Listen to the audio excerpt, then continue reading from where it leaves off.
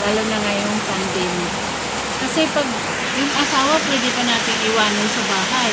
Pero yung face mask, talagang bit-bit natin pagka umalis tayo ng bahay.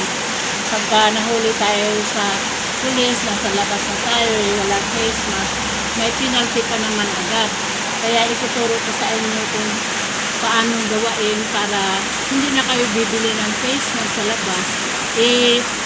Kikita pa kayo kung ibibenta nyo itong magawa ng face mask.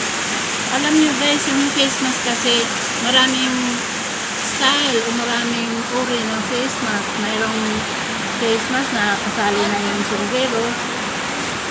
Mayroon ding face mask na may style dito sa banda harapan. Mayroon ding face mask na itatali lang dito sa likod. Pero itong gagawin ko guys is may garter lang. Madali lang itong gawin. Kaysa naman bibili kayo ng disposable na face mask. Sa halip na ibibili ng face mask, bili nyo na lang ng gulay or yung ibang makakaya sa halaga ng face mask. Kasi kailangan natin magtipid na ngayon dahil nasa pandemic tayo. Maganda lang yung katrabaho sa gobyerno dahil steady yung mga sweldo nila. Tayong walang kita sa ngayon. Lalong-lalo na ako, mananahi lang ako guys. Walang magpapahi sa akin dahil nasa pandemic tayo. Kaya ito guys, ituturo ko sa inyo kung paano pahiin ang face mask. Ito guys, tabas na kasi ito dati. Tuturo ko lang sa inyo kung paano tatahiin.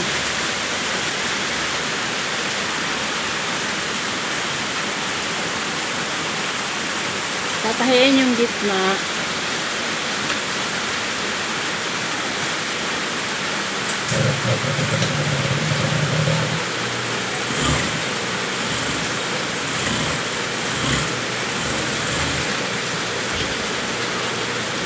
Ito naman yung kabila.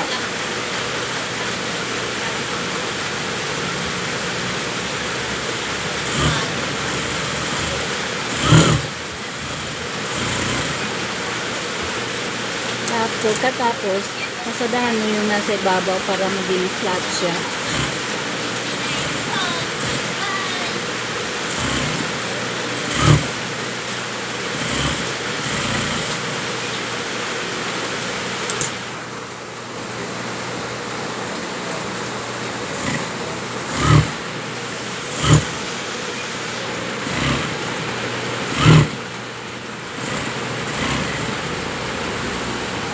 Tapos guys, is ganito na ito.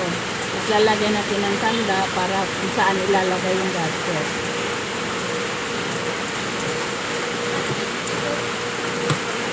Saka kailangan pantay yung gasket na dalawa.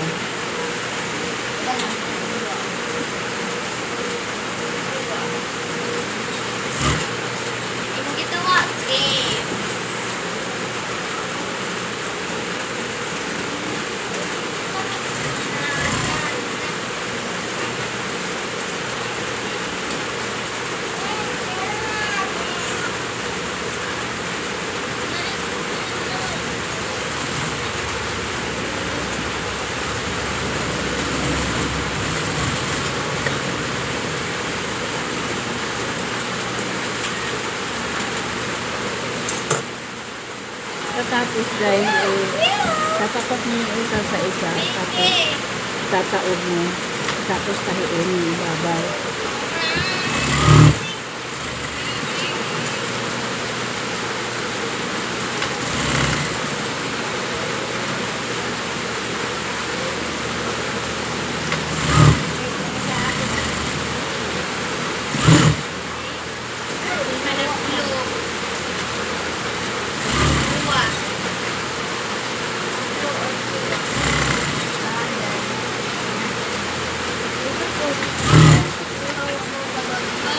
Tapos guys, babalik ka rin natin.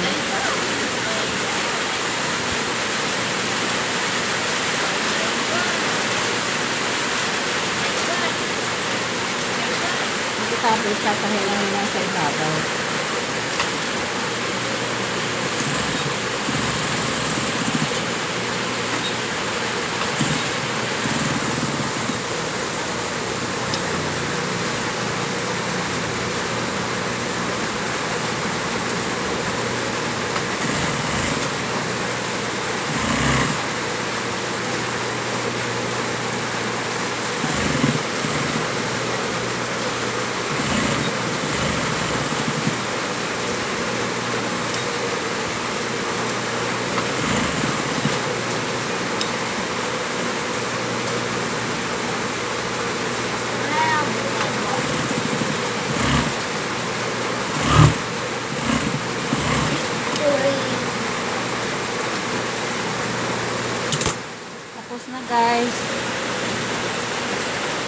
Tapos isasample ko sa mukha ko.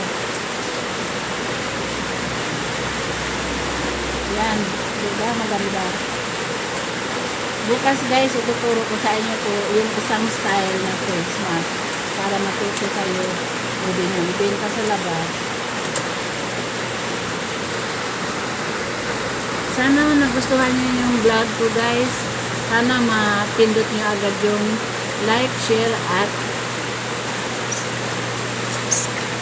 subscribe.